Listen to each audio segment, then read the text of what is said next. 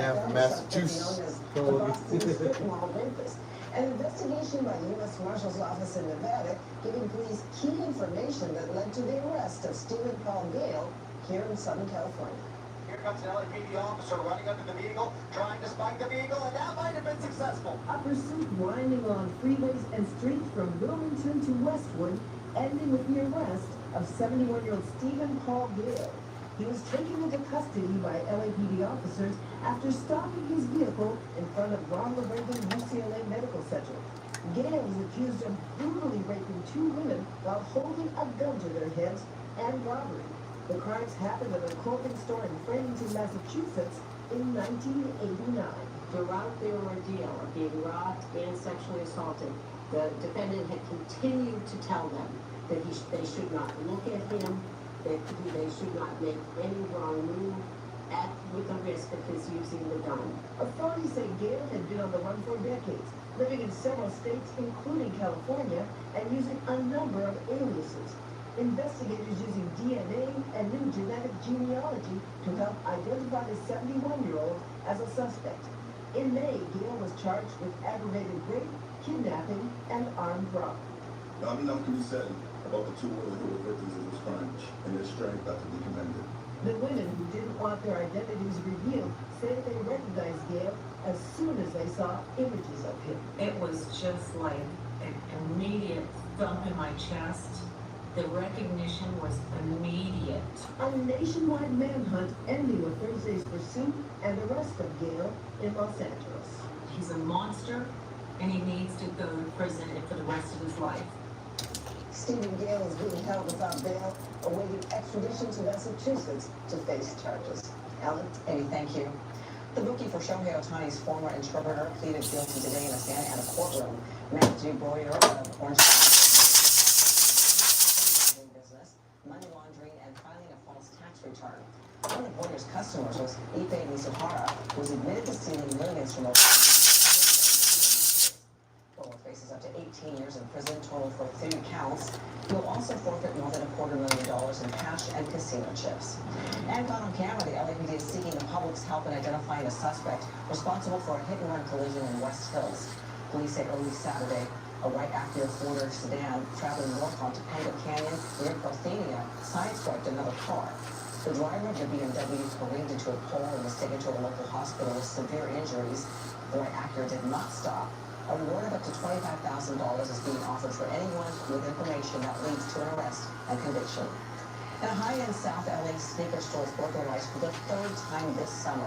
Thieves were caught on surveillance video busting through the glass and ransacking rich LA clothing and sneakers on West Century Boulevard early this morning. The same store was also hit in June and again last month. Police say this time the burglars got away with about $80,000 worth of merchandise. They escaped in 3 different cars, all without license plates. Police believe this could be the same crew involved in a similar store break-in in Encino earlier this week. Brush fire broke out on the grounds of Camp Pendleton just after 3 this afternoon. Orange County Fire is assisting Camp Pendleton fire crews with ground resources, along with a helicopter and a quick reaction force helitanker. Thick smoke was seen in the area, but fire officials say there is no immediate threat to San Clemente or other surrounding areas. So far, crews have been able to stop the forward progress of that fire at 55 acres. LA County officials reacted to Governor Newsom's latest statements on the homeless crisis. In a nutshell, the governor said, clean up homeless encampments now or lose out of state funding next year. Eyewitness News reporter Josh Haskell has the response to the governor's warning. The state of California has spent billions to address homelessness, and after Governor Newsom said Thursday, counties including LA County are moving too slow to clear encampments, he's prepared to redirect money to the jurisdictions that are taking action, something we could see as soon as the January. Flexibility, you got the green light, you got the support from the state, and the public is demanding it of you. Following the Supreme Court decision grants passed, the governor released an executive order last month that requires the removal of encampments on state property. He's urging cities and counties to do the same. Newsom praised the city of Los Angeles and Mayor Bassett's inside state, but argued LA County states that the EO criminalizes homelessness is not accurate, as it lays out a strategy for services and support. Most of the county supervisors are in Paris for the Olympics. But we spoke with Supervisor Catherine Barker, who said finger choices won't solve the homeless crisis. We need to get outreach and we make sure there's housing and then we do the enforcement. And 48 hours is what I'll tell you is a notice. And it's getting at the other kind of work supervisors that new Texas capacity needs to be built to accommodate a population of patients who will require locked facilities when held for treatment involuntarily. Without first taking those steps, the work of looking people off the street for their own health and safety won't stand. This is not the LA County is standing still. Our Pathway Home and Family Resolution Program already has moved hundreds of people inside, as we've also extensively supported the city of LA's Inside Safe program that has sheltered thousands of others. The county says the encampment the governor recently helped clear in Pacoima on Thursday was previously visited by outreach teams who offered housing. Outreach teams funded by LA County.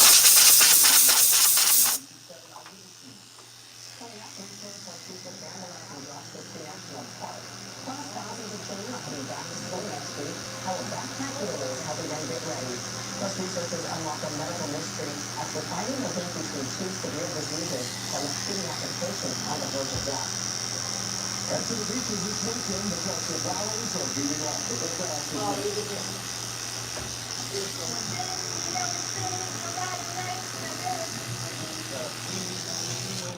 We're pulling cancer.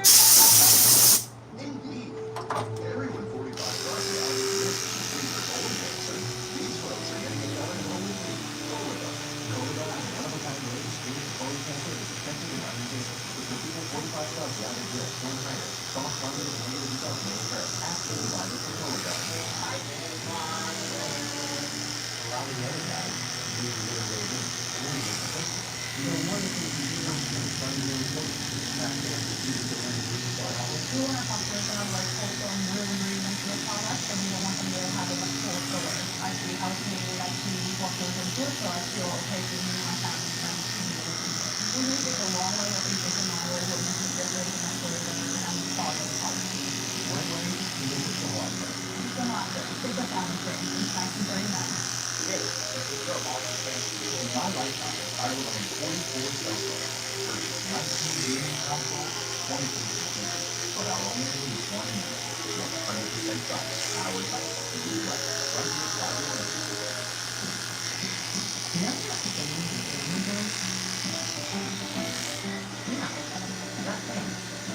Someone made this thing way back in the day. But where did it come from? And how did it get all the way to you? Curious? Guess I can help you find out. Because that thing has a story. And it's still being written. See for yourself. I'm interested. And the Disney Plus, Hulu, that's fun. Plan start $16.99.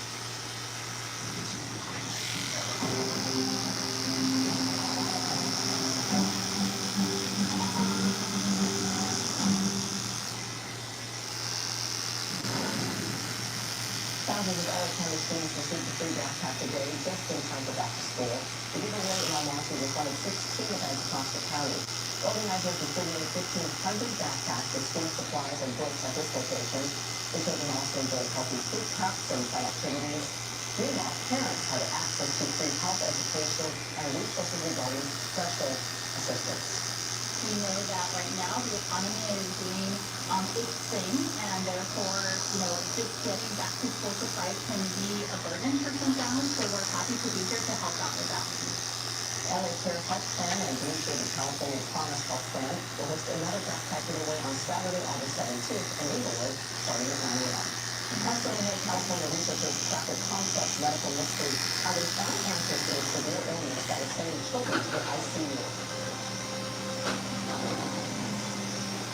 Stetson Bennett won the national championship with Georgia, but then took the season off with the Rams for personal reasons. Head coach Sean McVay expects what he wants to see from his quarterback this weekend against the Cowboys. I thought the gap in my health. Gap in your health insurance? You cover everything when I got hurt. Good thing in that line. Yeah, they got that line. I'll pay for it. Medical expenses, groceries, rent, really help close that gap. Get out the expenses doesn't come. Find an agent, get a quote at Barbering.com. That's like on our team.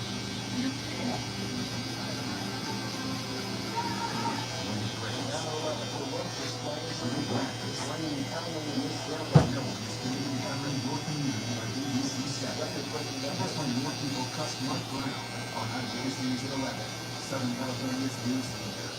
So the Disney Fox Studios Match Fund. Plan start $16.99 a month.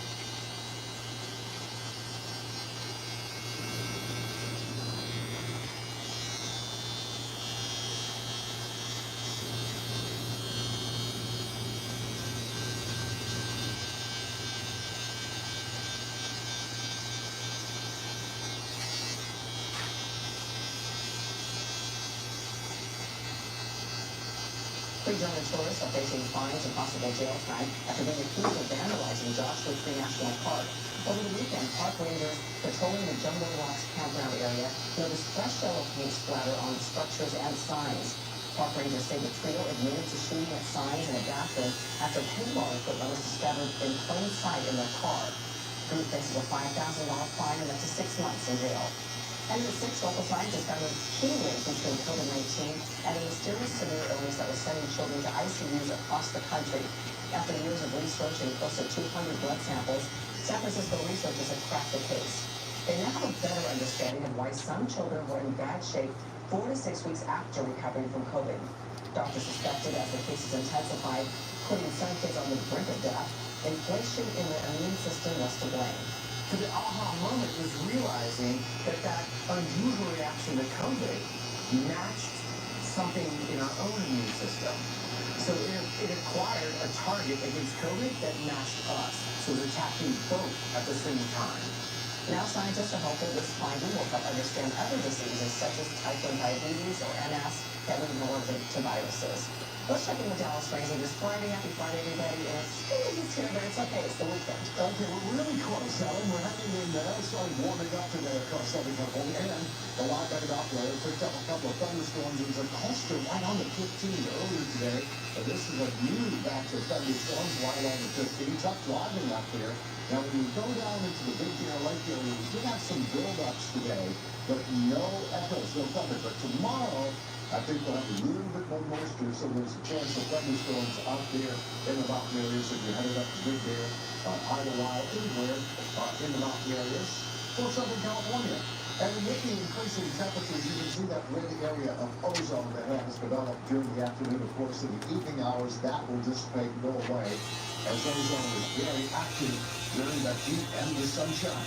Well, the hills today jumped right back up over 100 degrees. Maybe yesterday they were 96, 97, but today, as that big high pressure goes in, it's going to get stronger for a while, but even higher, midday of 85, Newport Beach at 73 with the sea breeze. So the center of the high now is kind of rolling across Southern California. It will reach its maximum intensity tomorrow, and when it does, sitting right on top of us, that means our temperatures will be the warmest. Now, when you look up to the north, though, the jet stream is trying to make a little move over the Pacific Northwest. That will begin on Monday and Tuesday. Just a little piece of that energy will come down in Southern California. So, I have a cooling trend in store. For tonight, skies should be clear. If you're right at the coastline, I do have that fog and low clouds for you. Valley's about 67, so as the temperature increases and that high pressure increases in intensity, we're going to warm up tonight, unfortunately, after several nights of fairly cool weather out here in the valleys. High does at 74, low does at 85. Then tomorrow, there's a big bump. We're up to 104, 105 at San Bernardino, Pasadena, Glendale area. You'll be in the low 90s tomorrow compared to today's highs, about 89 to 90. So 3, 4, 5 degrees warmer than yesterday. Sea breeze will be working for you down at Huntington Beach, 78. And so if you're still going to be a little of that hurricane pulse flow, not a great deal. If you're out in the Northwoods or Chatsworth, then you're around 100 to 101. And Santa Clarita at 104. Here's 7-day forecasting here in the Weather Center. Really accurate. Tomorrow downtown is hot, 90 degrees. And then on Sunday we'll drop to 84.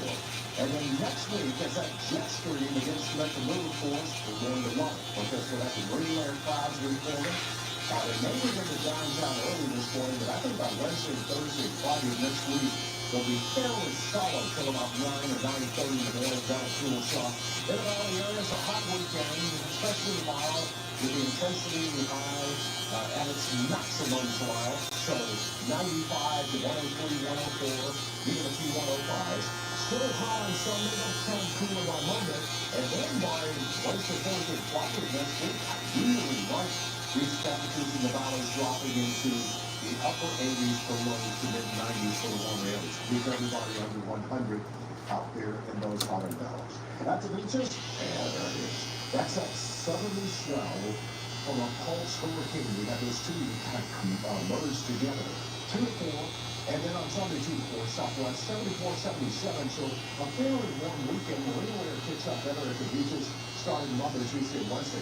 Then around the areas, I did put that chance of thunder in the forecast as you'll see those cumulus clouds starting to double up about 1 o'clock in the afternoon. 84, 81, and then temperatures dropping in the mountain areas down into the upper 40s next week. That's going to feel good. That one's still hot in the deserts this weekend, but even the deserts will see a cooling trend coming as we get into the middle part of next week. So good news from the Weather Center. Have a good weekend. Thank you for that good news, guys. It's time for the SoCal Honda Dealer Sports.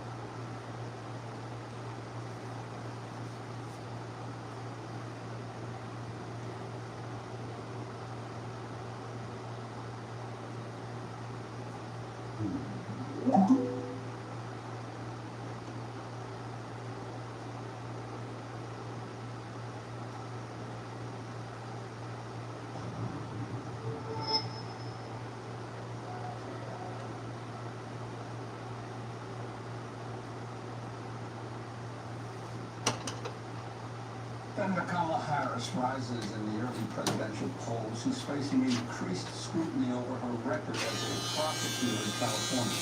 In 2004, Harris became district attorney of San Francisco. She held the post until 2011, where she became the Attorney General of California. She's joined now by Barbering, a professor at the University of San Francisco School of Law. In January, she wrote a widely read article in the New York Times titled, "Kamala Harris was not a progressive prosecutor." Monroe quote time after time when progressives urged her to embrace criminal justice reforms as a district attorney and then the state's attorney general. Ms. Harris opposed them or stayed silent.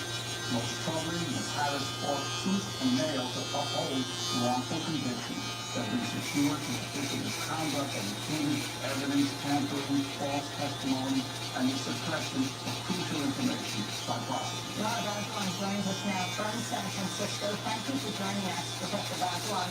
Can you start off by going through Senator Harris's record, starting with her being DA of San Francisco? Sure. So she was elected in 2004, and she took a pretty good stance initially in that she didn't seek the death penalty against the man who had been accused of murdering a police officer, and she did get a lot of blowback from that. Subsequently, she moved much more towards the center in many of her positions, and two things happened in her tenure as DA that I think are worth mentioning. One is that there was a big crime lab scandal whereby there was a laptop company who was using the drugs rather than testing them. As a result, many convictions became tainted, and it turned out that her office had known for months, caught the honey pad and had not disclosed that information to the defense. And when a judge found out, he became quite incensed and wrote an opinion castigating Harris for allowing this to happen. Harris's reaction to that was to try to get the judge disqualified by saying that for the conflict of interest, because her husband was a defense lawyer, that failed and 600 cases were thrown out. The second piece of her tenure that I think is important, but not a lot of people know about, is a case involving a man named Jamal Trudeau. That case was tried by Linda Allen, who was one of Harris's deputies. And the case against Trudeau turned against a single eyewitness, turned on one eyewitness. It was a one eyewitness identification case. He was convicted and sentenced to 50 years to life. And Court of Appeals threw out that conviction, castigating what Allen had done as gross and egregious prosecutorial misconduct. They said that her closing argument was a yarn made out of whole cloth. Recently, Trudeau sued the city of California, city of San Francisco, and won a $13.1 million judgment. Now, you've also written on another case, George Gage. Can you talk about that as well? Yes, and this is what prompted me really to write this piece. It's Harris's record on wrongful convictions. So after Trudeau, there was Gage, and there was John Baca, and Daniel Larson, and a man named Jose Luis Diaz. And in these cases, what happened was that Harris was at that point the AG, the top official in the state of California, the top prosecutor. And when these convictions came up, they had been handled by lower DAs, and they still got to decide whether or not to defend them.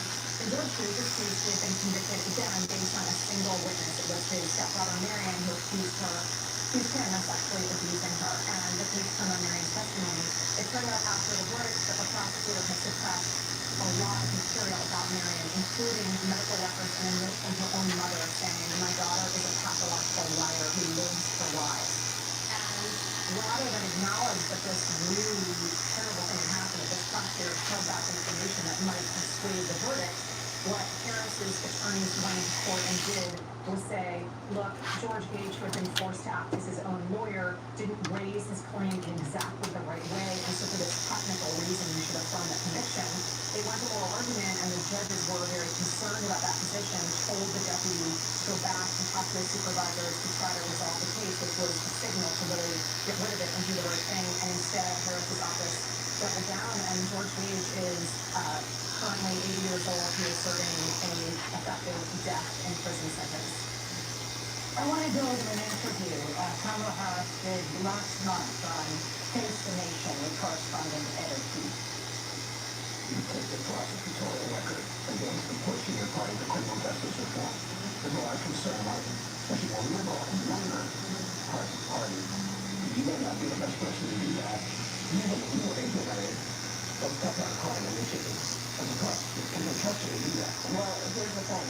When I became a prosecutor and I was elected district attorney and also attorney general of California, I implemented some of the most significant reforms to date, things that have been implemented. like I said, I created one of the first reentry initiatives that became a model. It was designated as a model in the United States for what law enforcement should do to be, as I call it, smart on crime. I was the first in the nation leading the State Department of Justice in California, which, by the way, is the second largest Department of Justice in the United States, to require my agents to wear body cam. I created, as Attorney General, the first in the nation implicit bias and procedural justice training for law enforcement, knowing that that has to be addressed, which is the implicit bias that exists in law enforcement and the potentially lethal outcomes that occur from that. So the concerns are overblown. The concerns are overblown. Yes, no question. So that is Senator Kamala Harris on Face the Nation, speaking to correspondent Ed O'Keefe. If you could respond to this, Laura Masselon. Sure. So you can hear her struggling to come up with a list, and she starts with her background check program that she implemented as DA. This was a program that did help certain very select non-violent offenders re-enter society. It affected a very small group of people. She then talked about body-worn cameras. She was asked by the California State Legislature to support a bill to mandate all police officers wearing body-worn cameras, and she declined to do that. With respect to implicit bias training, that is important, but it's also important, and I would say more important, is investigating officer-involved shootings. She was called upon by the legislature to do that, and once again, she declined. And then when you build on a list of the issues that we think about when we think about a progressive prosecutor, on every single one of those issues, she was on the wrong side. And in some cases, her opponents ran to her left. So, for example, with marijuana legalization in her run for re-election as Attorney General, her opponent ran to legalize. She was against it. She's since changed her position now that the vast majority of the Democratic Party has moved in that direction. There are other examples as well. Her failure to support legislation that would reduce certain felonies to misdemeanors, going after parents criminally for having truant children. So there's a lengthy list of policy positions where there was the progressive path and there was the center-right path, and she did not take the progressive path. I wanted to ask you specifically about this whole issue of parents with truant children and her policy of trying to prosecute them. I want to go to Kamala Harris's 2011 inaugural speech as California Attorney General as she touted her truancy policy during her tenure as District Attorney in San Francisco. This is what she said. We know chronic truancy leads to dropping out, which dramatically increases the odds that a young person will either become a perpetrator or a victim of crime. Folks, it's time to get serious about the problem of chronic truancy in California. Last year alone, we had 600,000 truant students in our elementary schools, which roughly matches the number of inmates in our state prison system. And is it a coincidence? Of course not. And as unacceptable as this problem is, I know we can fix it. In San Francisco, we threatened the parents of truants with prosecution, and truancy dropped 32%. So we are putting parents on notice. If you fail to take responsibility for your kids, we are going to make sure that you face the full force and consequences of the law. So that was Kamala Harris in 2011. What exactly did she do as DA in prosecuting parents? So what ended up happening was that, and this actually took effect after she left and became Attorney General, prosecutors then had the power under this law to prosecute parents for a misdemeanor for being essentially responsible for their children missing numerous days of school. The idea being that they would be scared into making sure that their kids actually did attend school, and some parents were in fact prosecuted. And the pushback about this, I think, was on two fronts. One, it disproportionately impacted communities of color and parents of color who were basically more often targeted by this law than people who were white. And two, this idea that removing a parent from the home or subjecting them to criminal prosecution would be a tool to really sort of reknit a family, which I think is very questionable. There are a lot of things going on when you're true with children, including poverty, drug use, different issues with kids, and it's just not clear to many people who work in the juvenile space that the right answer to that is to criminalize the parent's conduct. And has she responded since? I mean, that was a split in 2011. Now that she is running for president, and her record is being questioned. A number of these issues. Well, I mean, that to me has been what's been frustrating, is that I don't find her responses to be responsive to the questions that she's being asked, and I don't feel oftentimes that she's being asked a hard question. So the Face the Nation clip is kind of the perfect example where she's throwing what I think is sort of a softball and then responds by ticking off a couple of accomplishments that when you look at them in a bigger context actually aren't that progressive. And so part of it is that she hasn't even put directly to answer for for George Gage, for Jamal Truelove, for marijuana, for opposing testing in Kevin Cooper's case. I mean, she's not getting those questions, I think, directly and forcefully enough.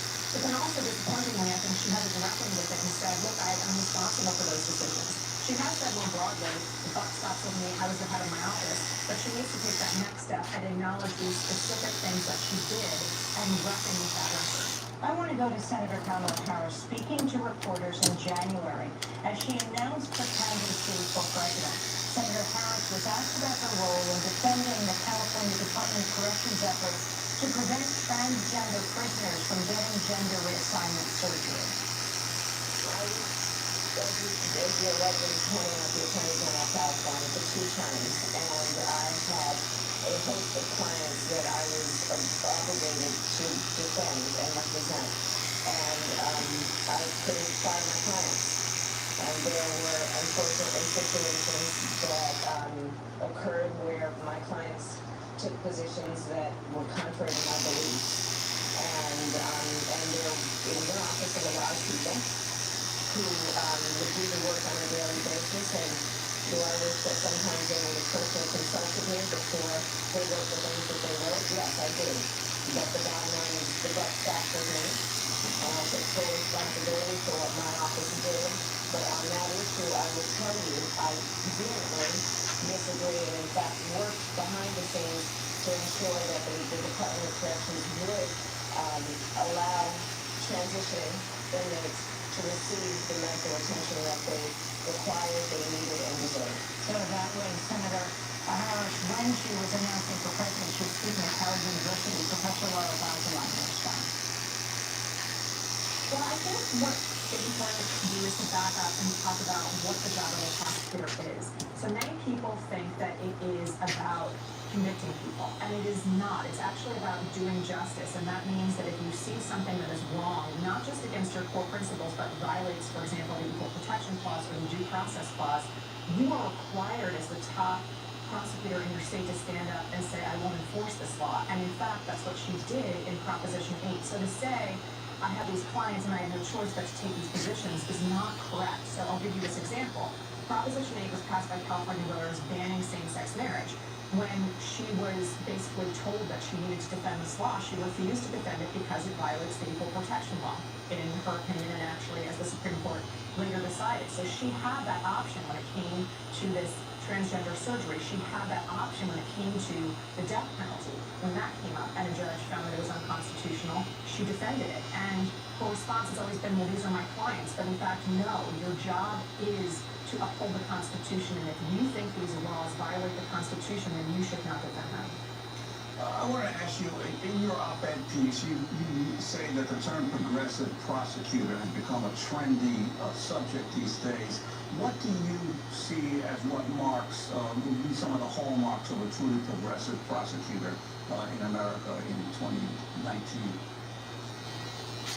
So you're right, it has become this real buzzword, and we just saw last week with this insurgent campaign of Tiffany Caban in Queens. This is someone who's 31, a queer Latina, a lifelong public defender, never prosecuted a case, and she ran on a platform of dismantling our system of mass incarceration, decriminalizing certain crimes, not prosecuting certain crimes, ending cash money bail, which is essentially a criminalization of poverty because it says to people whether you can get out or not doesn't really depend on anything other than your ability to pay, which means a wealthy person can be free and a poor person has to stay and languish in jail while their case goes forward.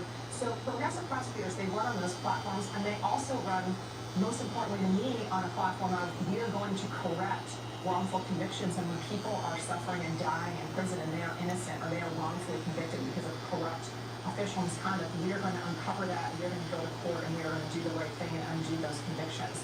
So it's a laundry list of policy positions, and they are brave and they are new in our system because we've had for so many decades people running on who can be the toughest on crime. But a lot of Americans are getting really fed up with that because it's expensive, it's ineffective, and it's unjust and racist. And so these new prosecutors are embracing reform, and they are running and they are winning on that platform. Laura Bazelon, thank you for being with us. Professor at University of San Francisco School of Law, Director of the school's Criminal and Juvenile Justice and Racial Justice Law Clinics. We'll link to your piece in the New York Times. Kamala Harris was not a progressive prosecutor.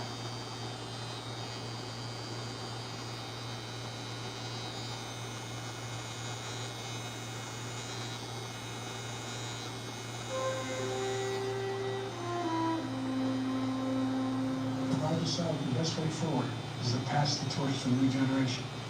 Behind President Biden's fateful decision, he thought that a deal powered through, but many leaders within the party thought differently.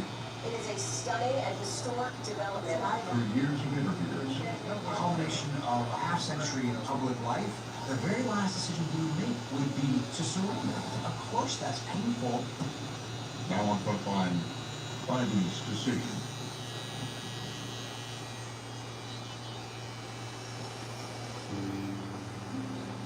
It's been this roller coaster of days. The President of the United States, who was under enormous pressure to drop his bid for a second term, ends up being sick and has to isolate.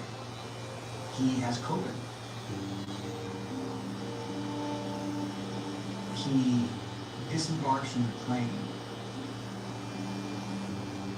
takes a couple steps, and then he stops inexplicably for no reason, it seems like. And he looks over to the right where there's nobody there.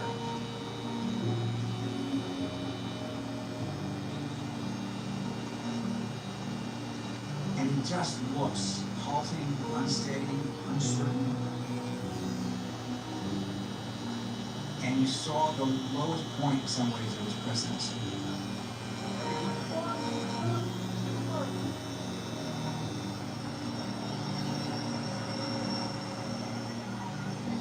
He disappears into the presidential limousine. And that's the last time anybody sees Joe Biden for 6 days. He was self-isolating for health reasons, but politically he was incredibly isolated because there were mounting calls for him to drop out of the race. People were wondering, is this the end of Joe Biden's political career? People were looking at that imagery. They were looking at the days ahead, the weekend that was coming up, as a pivotal moment in determining whether or not Biden would be able to remain as the leader of the Democratic ticket.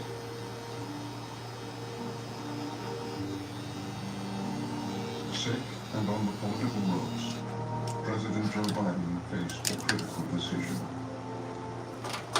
He was getting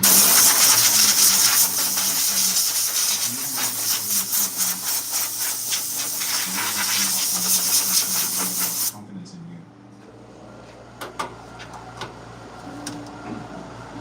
It would be one of the toughest of his life. There was no more room for error. He decided whether or not he was going to step down as a candidate. Was there one more comeback there for him to mount? For Joe Biden, it was a pivotal moment in a lifetime marked by ambition, tragedy, and determination.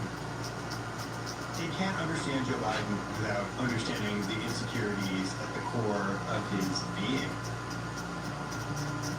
Those insecurities that are born out of the stutter, born out of the bullying, the diesel fuel that keeps pushing him forward. Now will be elected, killed the wife and baby daughter of Biden of Delaware. He went from being on top of the world to being a young widower, a father of 2 children, and a man with a broken heart. When he was accused of plagiarism, we felt that his character was being attacked, and it sort of took us back. You get knocked down, you get back up. You cannot understand Joe Biden without understanding everything that came before, which is an entire lifetime spent proving to people that he can do the things that they believe he cannot.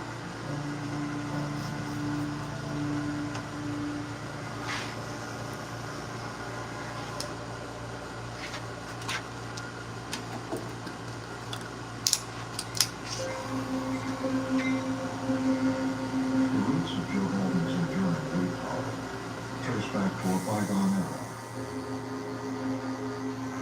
This is the Delaware story. It is an outstanding example of what free people in a free country can accomplish. He talks about the world that he wants to see for the country, when he talks about the dignity of work, when he talks about middle-class communities. He's really going back to something that had existed in his youth. The founders of Clubs in our hometown are just plain nice living folks. The kind you read about in storybooks. You know, Main Street folks who say, hello, nice morning. We built it with civic pride and remain proud of its dignity and friendly, tolerable character.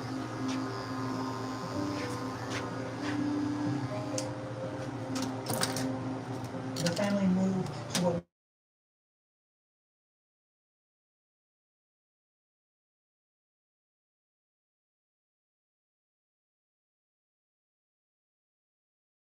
sold cars.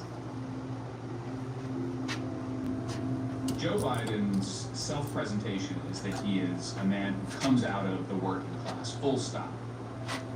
But actually the real story is richer, it's more complicated and interesting, which is of course that his father had money at one point. His father grew up with money. My dad grew up well polished by gentlemanly pursuits. He would ride to the hounds, drive fast, fly airplanes. He knew good clothes, fine horses, the newest dance steps. His father had little emblems of wealth left behind, like a polo mallet in the coat closet. And he had photographs of himself next to a private plane and things like that. And then they lost it. And as a result, there was this sense of almost like a phantom limb. He'd been knocked down hard as a young man, lost something he knew he could never get back. When you listen to Joe Biden, the thing that matters to him most is the sense of dignity, because he saw in his own father's life and in his own family the scars that are left when you experience that kind of precipitous drop in security, the precipitous drop in status that his family experienced. That value of each person's dignity, you can see that as a pretty straight line from Mr. Biden to Joe. Because he didn't think his own dignity had always been honored the way it should be. There's a story that Joe Biden writes about his father and how they go to a Christmas party, and the owner of the dealership at some point in that Christmas party tosses out a bucket full of silver dollars onto the floor. His father was struck by all of these people scrounging around on the floor for these silver dollars. And so his father, in protest, quits immediately.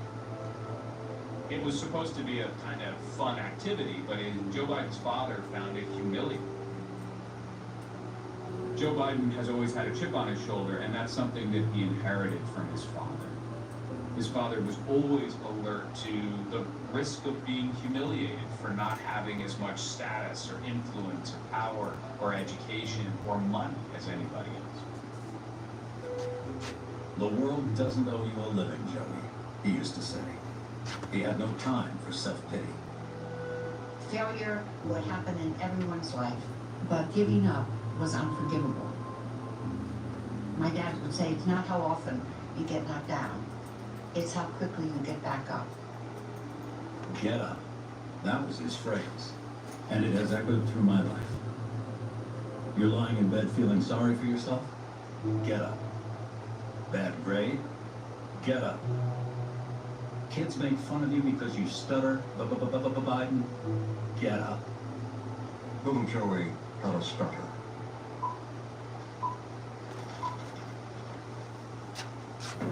Oh, to Pete. Teach PE. Well, my father is very strict.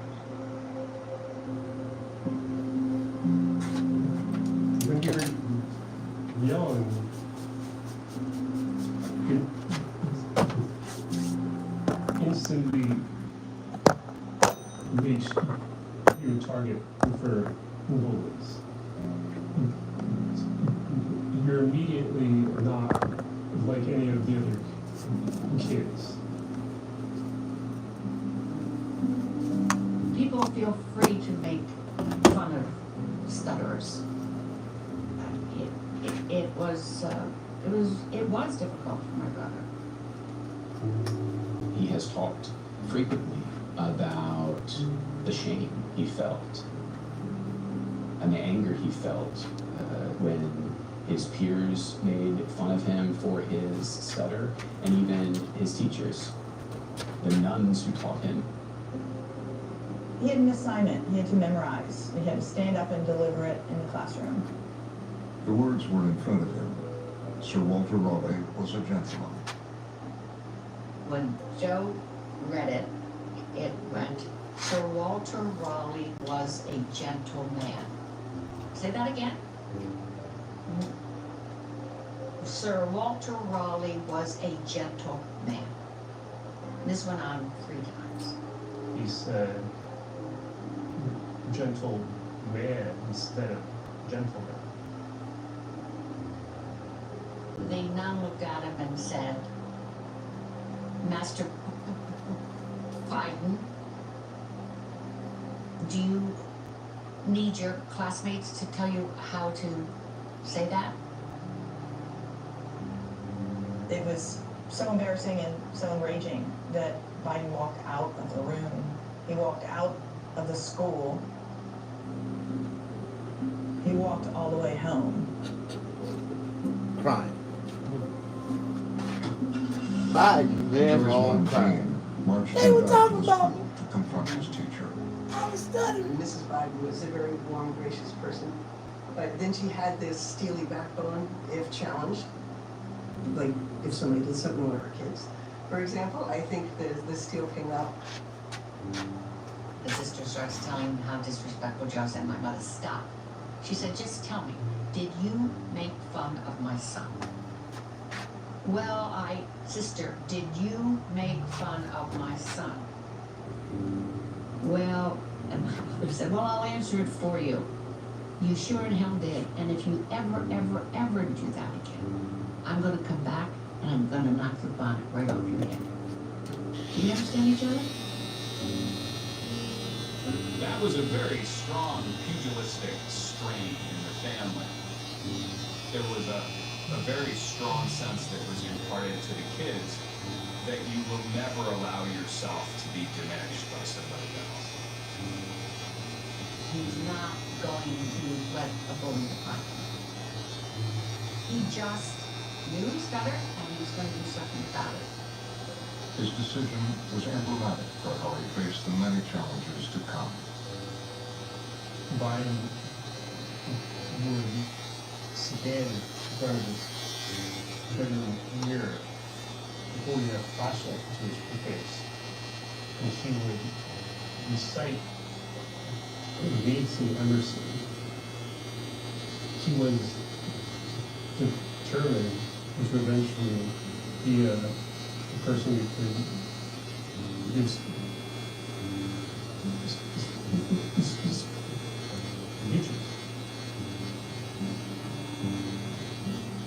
those insecurities that are born out of the bullying, born out of the stutter, born out of his father's fall from social mobility, those are the things that keep propelling him. The diesel fuel that keeps pushing him forward. At a pretty young age, Joe Biden awakened to the power of his own will. The will to recite these poems in front of the mirror, to beat the stutter, which seemed like this assignment from God, this sense that he had been given this body that was frail, and he got through it with this act of devotion, this devotion to himself. And I think it seeded in him this belief that he could, through an act of will, he could get himself to places that other people didn't think he could.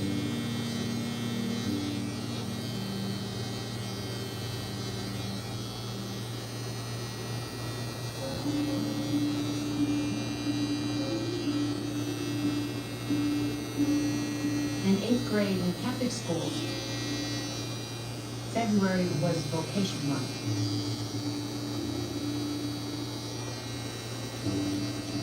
The priests or the nuns would come into our classroom and talk about the vocation of becoming a nun or the vocation of becoming a priest.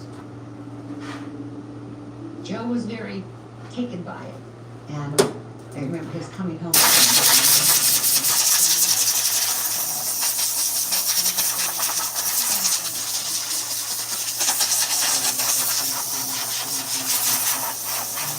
The church imposed a sense of ritual, a sense of hierarchy, a sense of being part of something larger than yourself.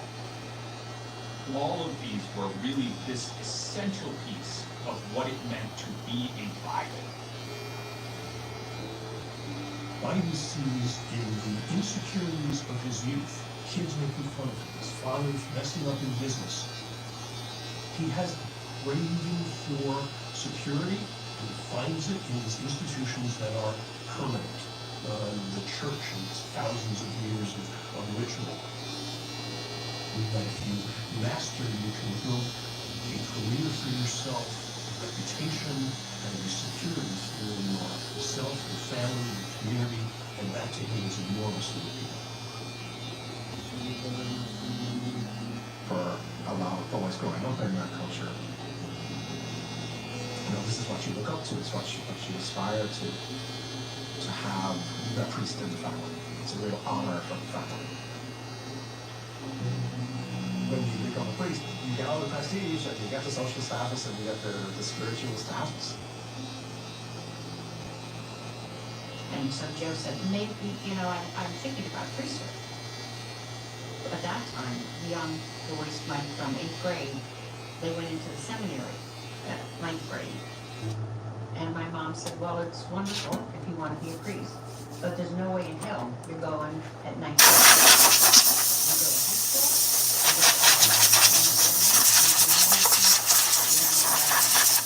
But you're not going in 9th grade.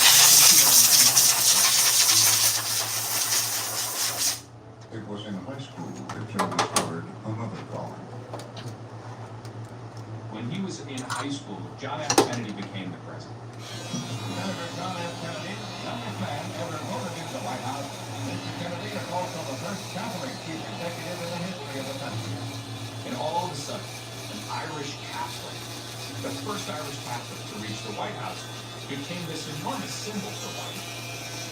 Ask not what your country can do for you. Ask what you can do for your country.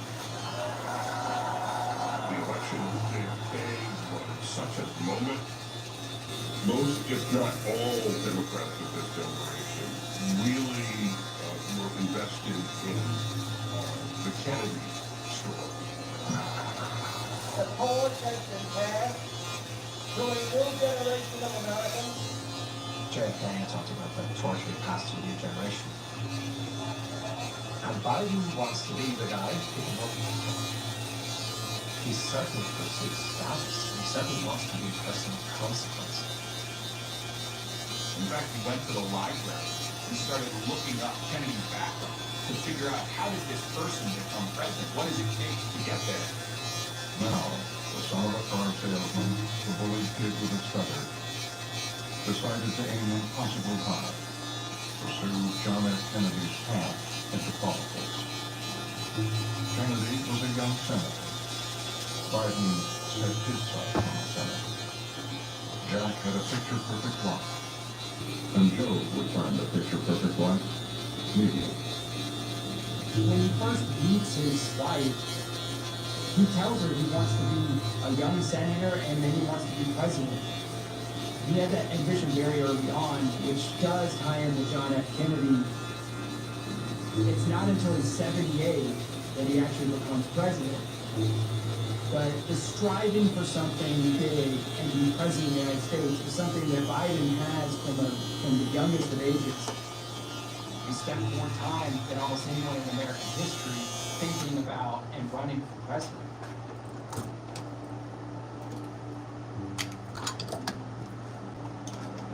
Senator Robert Francis Kennedy died today, June 6, 1968. With this were an actual campaign train, Senator Kennedy would be on the platform of the last car. Today, that's where he's packed his bag. That terrible parallel of death of John F. Kennedy, and then of course so close together, Robert Kennedy and Martin Luther King, has a very profound effect on the Bible. Well, it's not very Senator Kennedy. Right, that's why moving in about standing there to watch the train carrying Robert Kennedy's body. JFK had talked about that torch get passed through the generation for the sources and what happened in the up. And Joe Biden wants to be the guy who will be the new Irish capital politician, picking up the torch. He called me in his office and he said to me, "Thank you for help me on for office." And I said, "Well, what do you want to run for?" He said, "United States Senate." I said, "You're crazy." He said, "Well, will you help me?" I said, "Sure." It was considered a fool's errand, unseating a popular incumbent to win the U.S. Senate seat at age 29. Joe Biden does need to not get involved in the campaign. I started off by telling him that there's no way he can win. Gail Boggs was the candidate for the Senate.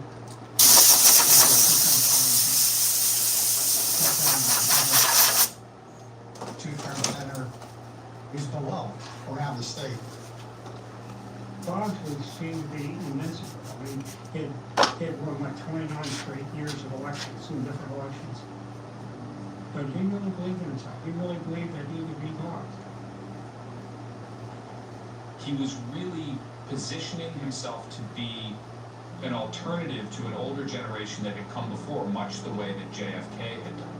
The fact that I'm young and the fact that I still have some of my hair and my family.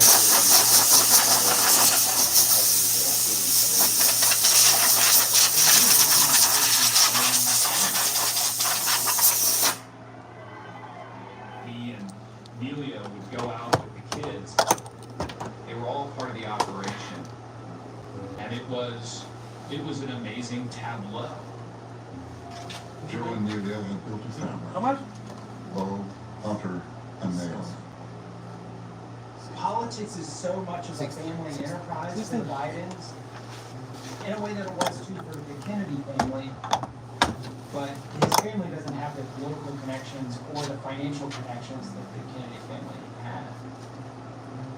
Just about the only people who thought he could win were Joe Biden and his family.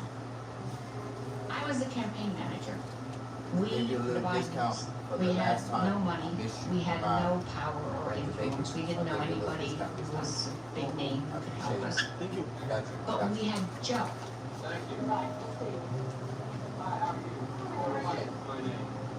There are extroverts, and then there are Joe Biden extroverts. Thank you. Thank you very much. He is a person who lives to interact with people. He's a born politician. You get him in front of a rope line, you get him in a place where he gets to shake hands. He comes alive. Some people are in politics because they're in love with policy, but they're not necessarily in love with humans. The phrase, the common touch, is kind of an old one, but it was very around when Joe Biden started out, and he had it.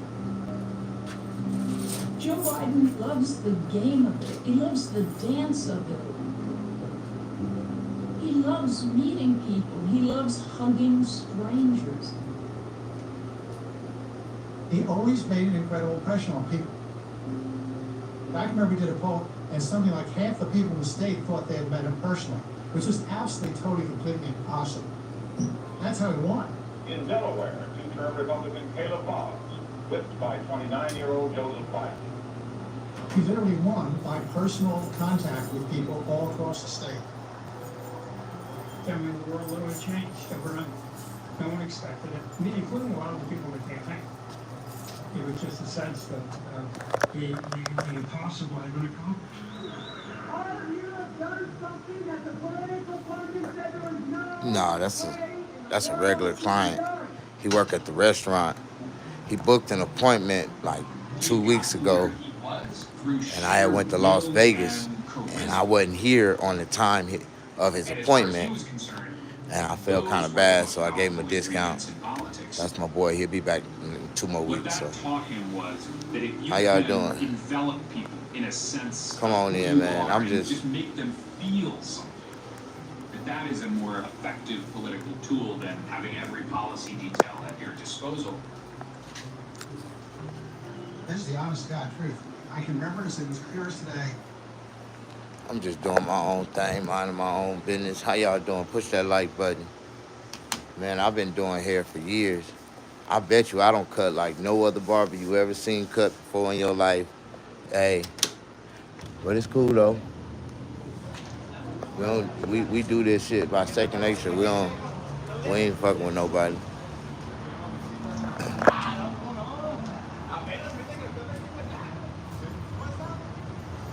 All day.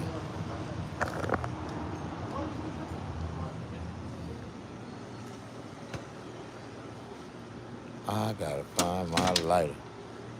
Where's my motherfucking lighter?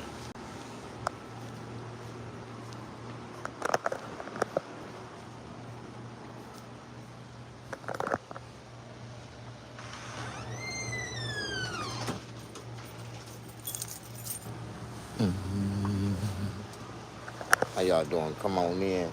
Show me some love. Push that like button.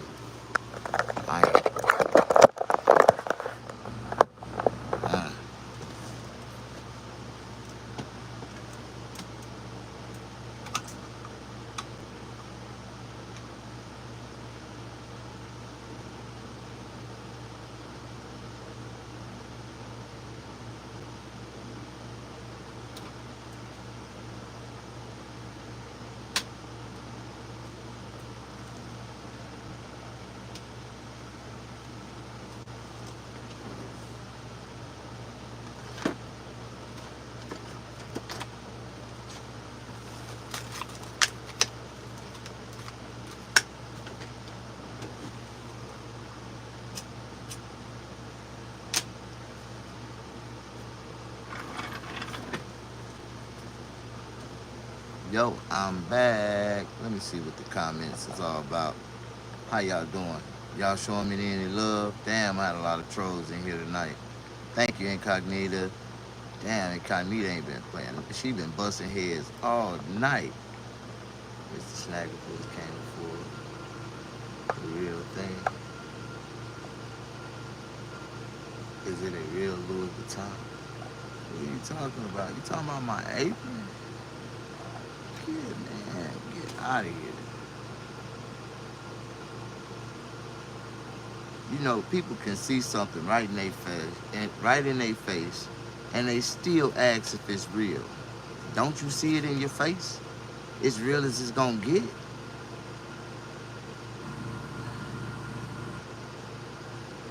Man, why do people worry about the authenticity of a piece of cloth? It's real, dog. Real as it's gonna get. Oh my God. Respect, stop hating. Let the man finish before you judge. I find this so soothing. Thank you, thank you, thank you. Natalie, you're a real barber. When I watch another barber work and I see that they know how to, have a technique that, other barbers don't understand, like that's the way I am. I can only watch barbers that can teach me something that cut uniquely and is soothing, because the way he cut was actually step by step. Bam, I skipped a couple steps, came back and blended it in, came back and, you know what I mean, went a little high, you know what I mean? People don't understand. It's all about the finishing result. See, to me, it's not art, it's not science, it's math. And the more I sit back and when you gonna start fading? What you didn't see? You didn't see where it started, where the fade, where the fade started or it ended at. Like, that's a fade. It's called elevation. From 0 bald all the way to a 7. And you didn't see where it started or it began. Because I didn't set no guidelines. I used the 76 Oyster system. And if you don't understand those clippers, then you don't understand how I got the job done. And it didn't take me that long. Remember that.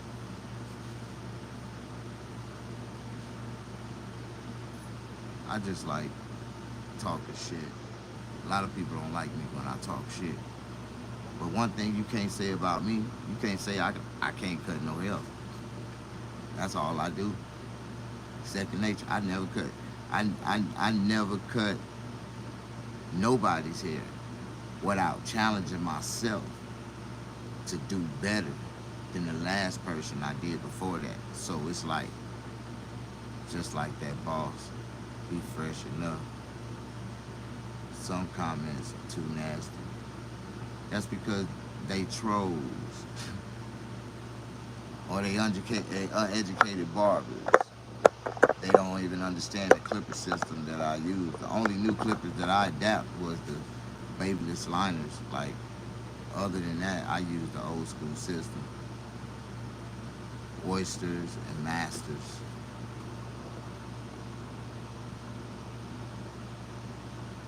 Just like that boss, be fresh enough. He's good. He's taking his time. He even did the ears. Now he's shaded. People don't understand, man. I put real detail. I go over to Call of Duty when I cut people's hair. You know, a lot of barbers see that hair on those people's ears and they just leave it there. And, you know, detail is everything when you're doing a person's hair. You know what I mean? So, I'm the type of barber, when I cut your hair, you're going to feel me in your head. And you're going to realize that I'm doing stuff that the other barber that cut your hair didn't even do. You're going to be like, oh, he getting my ears, he cleaning my nose out. Like, I do it all. I make sure everything is, you know, properly groomed.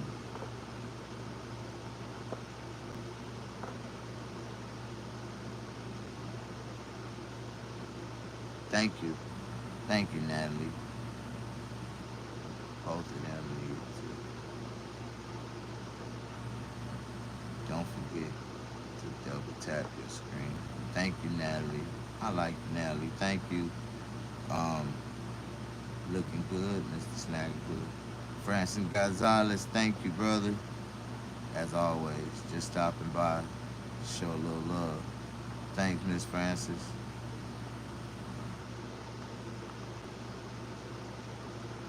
Only me, what's up? Thank you, Francis. Francis said, that's fresh as fuck. I watched hours of videos to do my husband's hair. What he's doing takes talent. Thank you, God bless you. After years of doing it, even one of our friends asked me to do his. Yeah, I'm back. What's up, random guy? Thank you. Natalie Paradise, love. Brody, what's up? Sushi's Trump.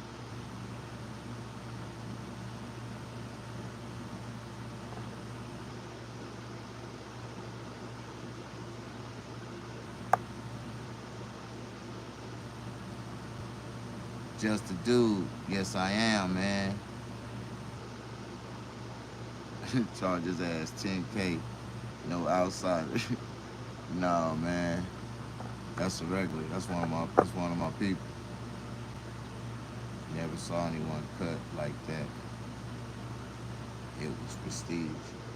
Thank you. Only me. Thank you very much. I've been a licensed barber for almost 30 years. I got my license when I was 18. I'm 48, I'll be 49 this year, so I've been working hard at this, and I just do it. I don't try to, I don't try to prove to nobody I can be the best at it. I just believe in doing good haircuts. Not, you don't have to do the best haircut to do a good haircut. You just gotta understand the process of the haircut to make it come out good. So it ain't about how you start, it's about how you finish.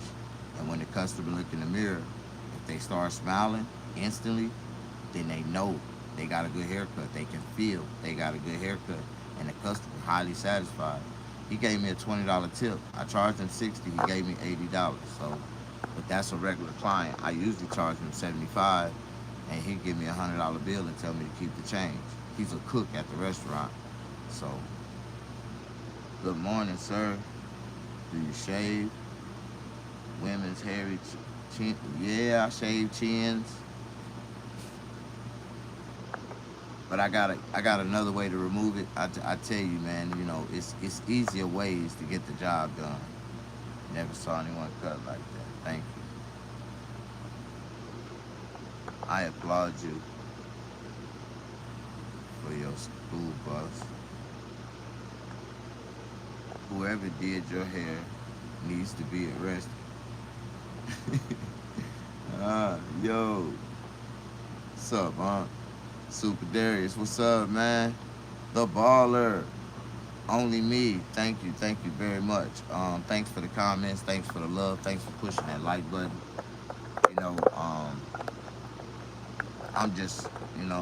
This is what I do. I've been a barber for years, and barbering is my escape from all harsh things that I've ever been through in life. When you cut someone's hair, you ain't got time to think about nothing else but the task at hand. You know what I mean? And you'll find yourself, how do you say, recovering over time by just, the therapy of cutting hair. Like, it's therapy when you cut hair. Hit the hearts on the side, guys. Show some love. Thank you very much. Thank you very much. A lot of people don't, I don't know. A lot of people don't like me. I don't know why, but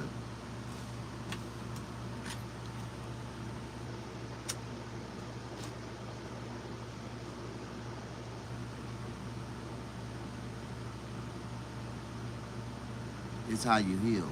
You know what? Like, that's what I try to tell people. Like, right now, I'm in a healing process.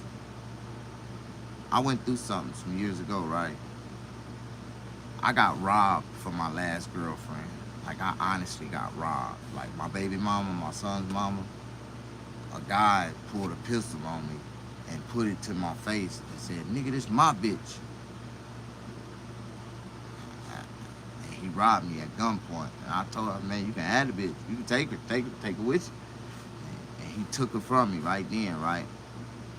That's why you can't have no pretty ass girls and shit like that. Be all out in public, especially in LA. You can't be an out of towner with a fine ass girl. Man, them niggas, them gangbangers in LA will strong arm rob you for your old lady, nigga. I'm talking about at gunpoint. Take the bitch from you, like, nigga. It ain't that serious, nigga. Like, and if she really love you, you'll think she'll come back, but she didn't come back, so that really saved me, that saved me a lot of heartache, a lot of time, but I had devoted my life to that girl. I did everything in my power to help that girl change her life and do better, and I was just starting to reaping the benefits from, of helping her, get her stuff together. Then all of a sudden, that bullshit happened, and the dude just didn't pull the pistol. He shot at me. He shot at me 5 times. I had to dodge bullets and shit over a goddamn female that I got a baby by. This nigga took it to heart. He wanted her so bad that he had to pull his pistol out and tell her, "This my bitch." Oh, whoa. You can have that bitch then.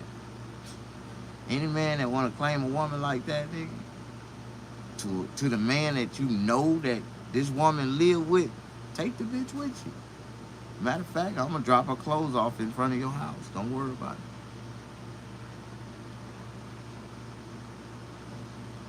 They was already in a, secret relationship before I even, ran into this situation. And that's what happened, man. When you work and you're a barber and you be working so much, focusing on, trying to get shit together. If you got a girl, it's like a military housewife, because you focus on working and you be at work so much, they feel lonely and feel like they have to have somebody else to comfort them. Well, it is what it is. That ain't the bitch for you. So, I ain't gonna lie, man. I got cheated on. I got robbed, shot at over my baby mama. And it devastated me at the time in my life when I was going through a lot. And my son was only like 11 months, and my baby mama ran off and left with the nigga and stayed gone about 4 years. My son was about to start school. Then all of a sudden, her and the nigga went to file for custody in the courts to get my son from it. And the courts made me give him up, and I was mad. My dumb ass didn't go to the courts and file no paperwork when his mama left when he was 11 years old. It would have been an open shut case if I'd have just went to the courts and filed for custody. I didn't know I had to file for custody. She left him with me, so I started taking care of the nigga and kept him with me everywhere I went. You know what I mean? But he grew on me, you know what I mean? I ain't never been no father, wanted to take care of no kids. And it was so easy just to have, my little road dog with me. And yeah.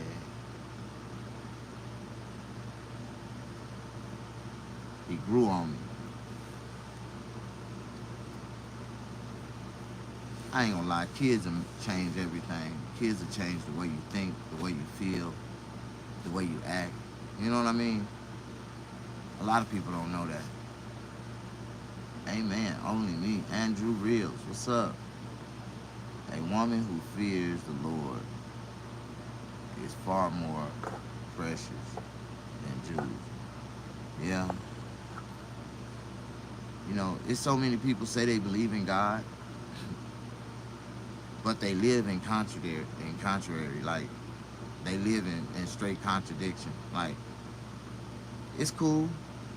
That's why a real man of God just can't mess with any type of woman. I just can't mess with any type of woman.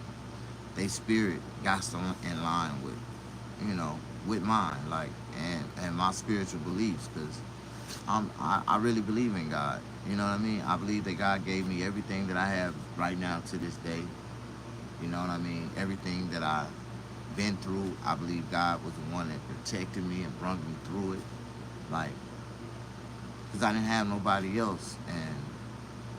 And when you ain't got nobody else to talk to, nobody else to call on, nobody else to believe in, you can't do nothing but believe in God. If you really want something different, if you really want to make a better change, if you really want something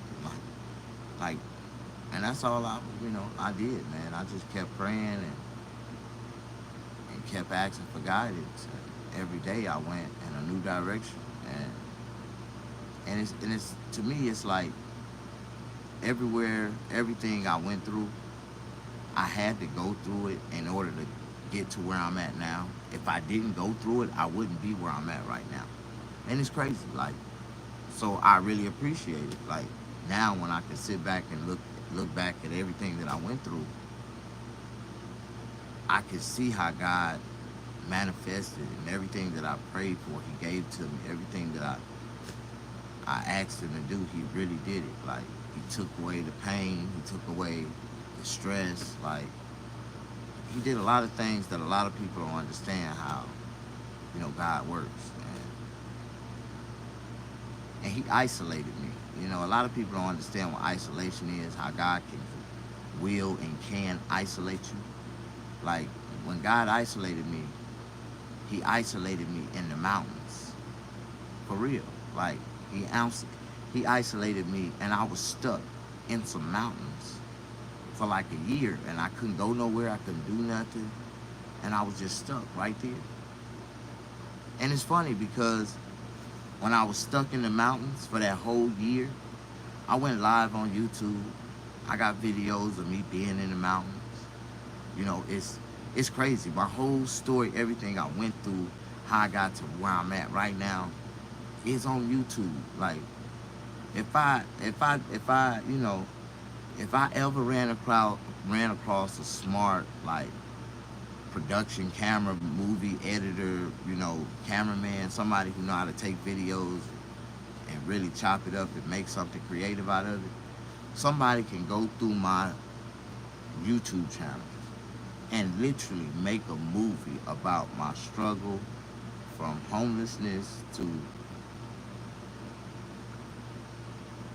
overcoming homelessness. Like, I just overcame it. I didn't,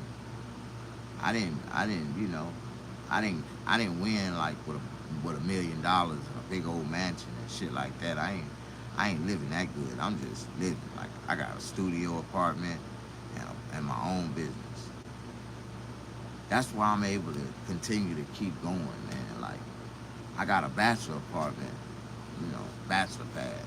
It's a real bachelor apartment. Like, only thing I got in my apartment is a couch, a stripper pole, a coffee table, and a 75-inch TV.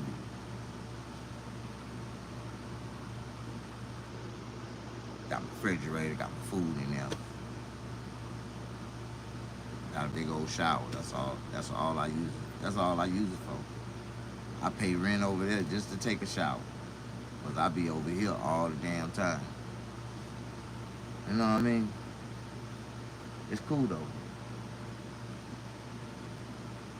People don't understand my life, what I went through, where I'm at. And I'm comfortable right now, you know, being by myself and being happy. I'm happy now. I found happiness, you know. I'm happy because I'm financially in a good position to feel happy. Like, I can do anything I want to do. I can go take me a goddamn cruise right now if I want to. But I ain't doing shit. I'm standing fast. I'm gonna stand still. And as long as it keep coming in like it's coming, I'm just gonna catch it until I can't catch it no more. It's all about working right now, building up. I'm talking about building. I gotta build. I got a lot to take care of. I got a lot of things I want to do.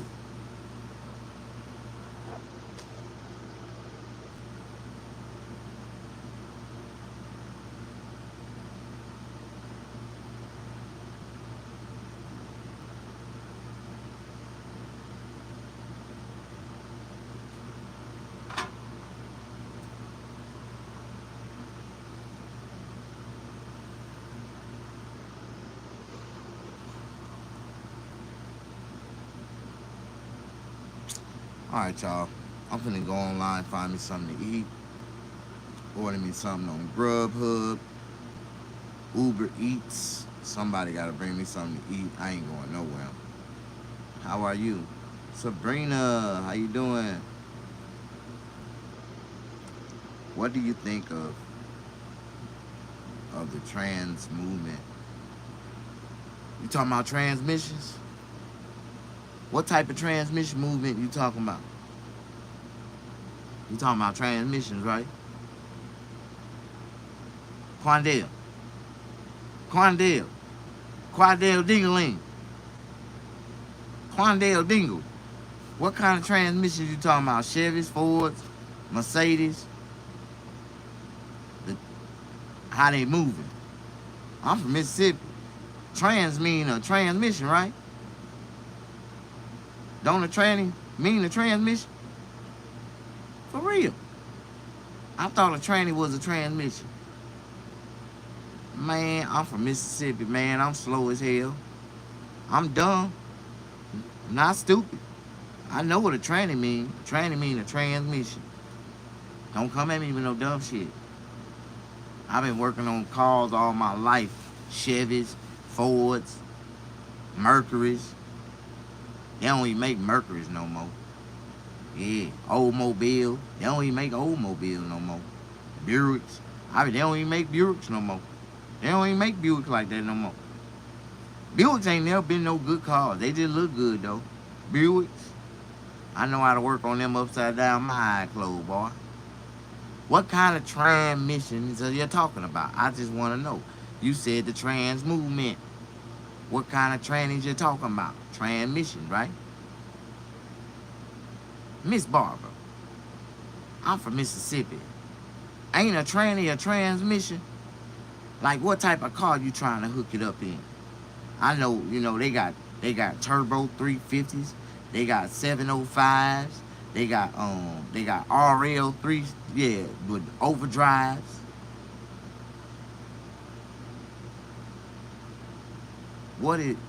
What's a good, reliable, inexpensive car do you recommend? A Chevrolet. Matter of fact, you need to go find a Chevrolet Cobalt. If you can find a Chevrolet Cobalt or a Chevrolet Cavalier, that's a good one. I used to have a Chevy Corsica. If you can find a good Chevrolet Corsica right now with low mileage, that's a good one. A Chevy Corsica.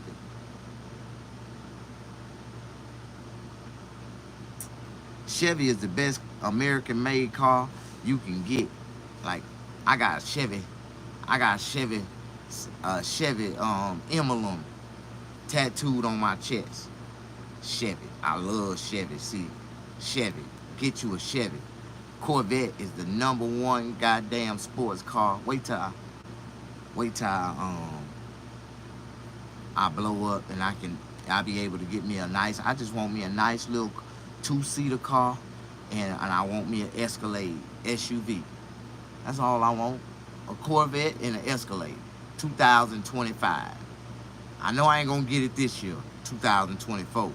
But if I build my YouTube channel up and go back to Hollywood and start working and doing stand-up comedy again, and if I get in a good movie, if I get somebody to help me shoot my movie, I got my own movie. I ain't gotta be in a movie. I shoot my own goddamn movie.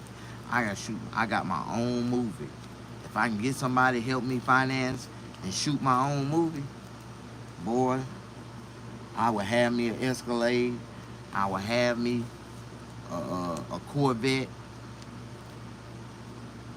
And I want that new Cadillac sedan photo drop top. They got a new Cadillac sedan photo drop top. I got to have it.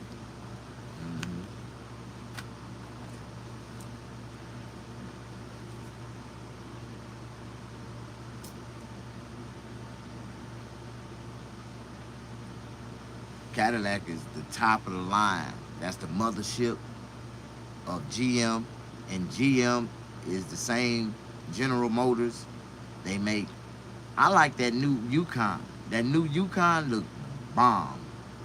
I like that new Yukon, but I want an Escalade. I love Escalades. I love Cadillacs. I'm a real Cadillac pimp.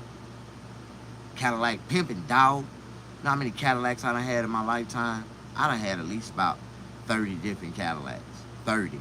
I done bought 30 different lacks. Like, I love Cadillacs. Like, I done bought all kind of lacks. Damn near every lack that done came out, I done owned that motherfucker. James Salute. GM is dead. So I guess you want a foreign, huh? You want a foreign. You want a BMW, huh? You want a Mercedes, huh? Okay. When I get through my Cadillac, when I pull up in my Cadillac, man, you ain't talking about shit. The female rather ride in the Cadillac, nigga. A Ford GT, man, get out of here. Ford, find yourself on the side of the road.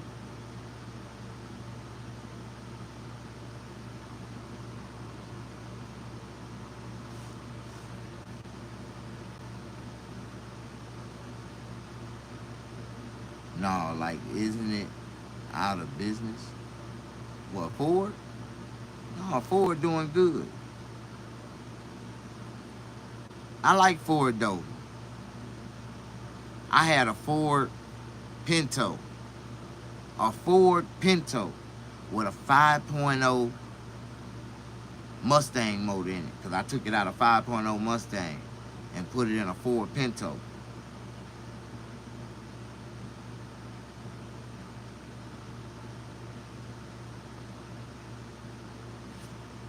No, GM is the number one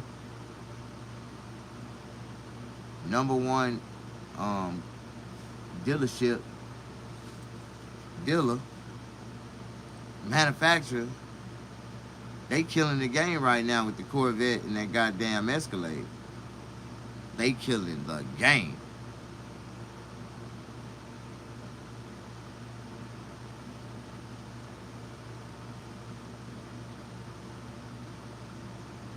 GM, you know, GM is the coldest company in the game right now. Like, if I went outside in the parking lot right now, it's about 30 cars in the parking lot. 24 of them are GMs. 24 of them are GMs. Now, Toyota's that's an international market.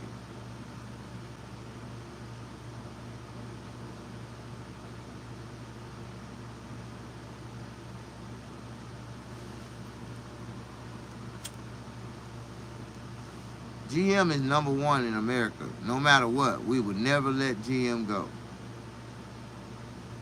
Hondas are cool, but they don't last long. They gonna let you down in the end. They cool though, but they ain't built to last forever. But a Toyota, shit. You can run that goddamn Toyota, man, the goddamn motor still be running, the tires and goddamn everything else be done fell off that motherfucker. Chevy has Chinese made parts. Yeah, they network with Toyotas. I call my chick BMW because she got a bumper. That shouldn't be the reason why you know BMW mean a bad made built woman. Bad made built woman. Badass, you badly built, badly made built woman. That's what it means. You shouldn't refer your woman as to a BMW. That's bad. That's a bad referral. Hey, Korea. We know you from Korea. You ain't gotta say nothing. What's your next?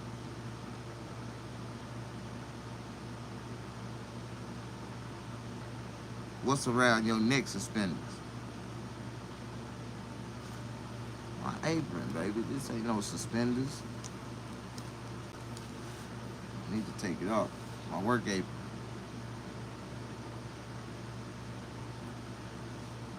Opinion on Tesla. That ain't nothing but a goddamn Hot Wheels car. With a computer, with a goddamn Apple, with an iPad in it. That's all it is. Goddamn. But they good, they cool.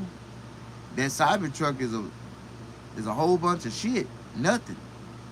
That ain't nothing but goddamn Hot Wheels. Controlled by goddamn batteries that can be shut down instantaneously if we had a goddamn surge grid, a grid surge. Hot Wheels. That's all the fuck it is. A Hot Wheel with a goddamn iPhone tablet, a goddamn, what they call it, an iPad in it. It got an iPad in it.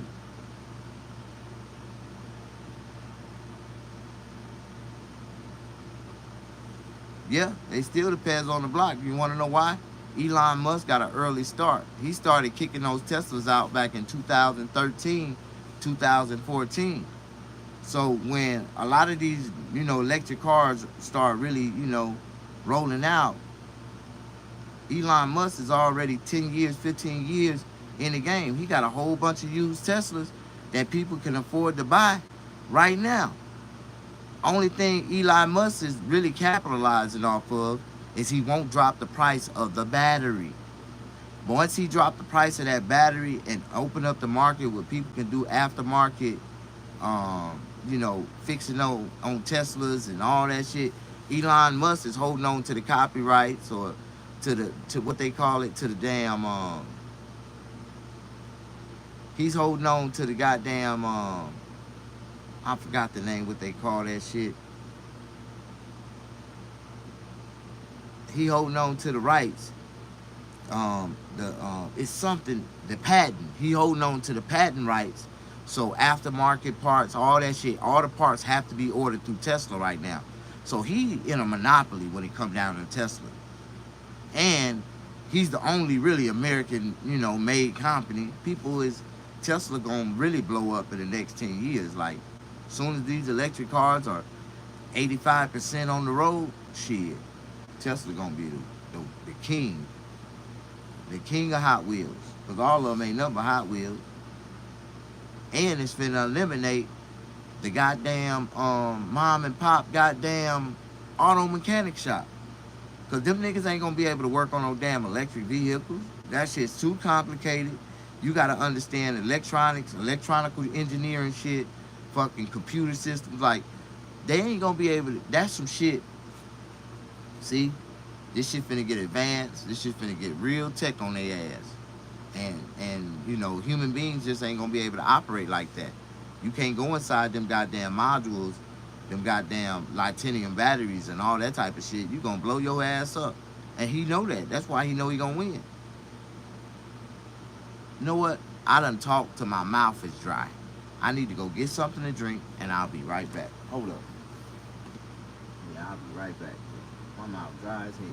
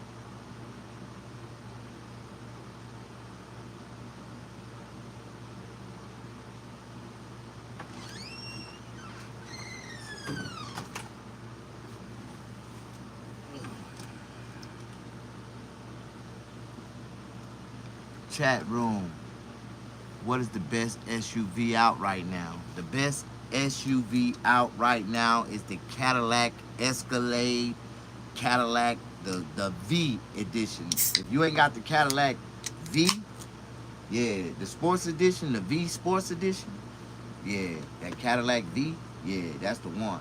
The Cadillac Escalade V with the custom made with the massaging chairs in the back. It's got the recliners in the back. Oh yeah.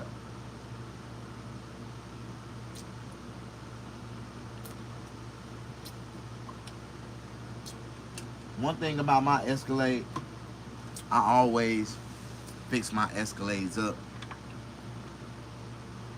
Network snag. Yeah, the Cadillac Escalade V. That's the one, baby. Now, if you can't afford the Escalade, now you can, it's like about $10,000 cheaper, but you can get the GMC Denali. Yeah, the Denali, the GMC Yukon Denali. Oh, that Yukon Denali. Oh my God, that's second. And thirdly, the Chevrolet Tahoe.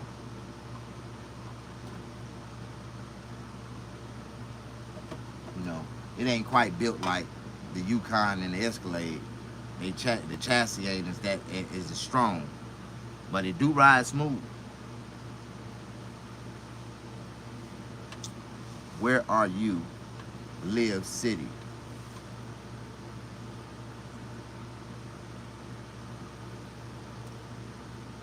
but you gotta get the Denali. If you ain't getting the Denali, and matter of fact, to step the game up real hard, get the Harley Davidson Denali edition. Like, that's the motherfucking one. The Harley Davidson Yukon Denali, oh my God, that's that motherfucker. Pimp juice, man. That's that motherfucker. That 2024 goddamn Harley Davidson Yukon Denali, nigga. That's the one. Matter of fact, I like that more than I like the Escalade. But I still would rather have the Escalade V. The Cadillac V, That Escalade V, nah, I want the V. On 28s, I gotta have some 28 Forgiatos on it. Some 28 Forgiatos with snag in the goddamn, in the caps, like.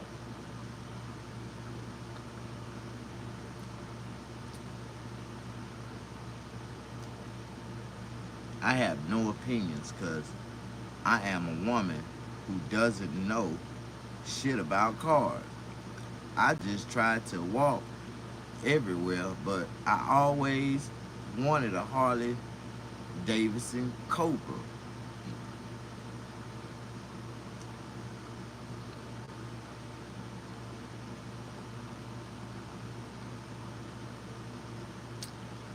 I ain't into bikes.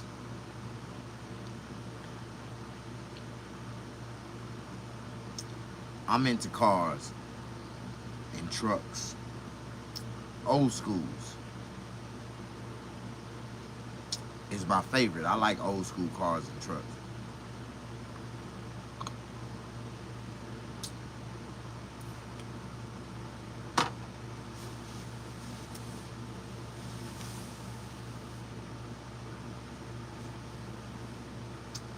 Bikes are nice, but cars and trucks are better.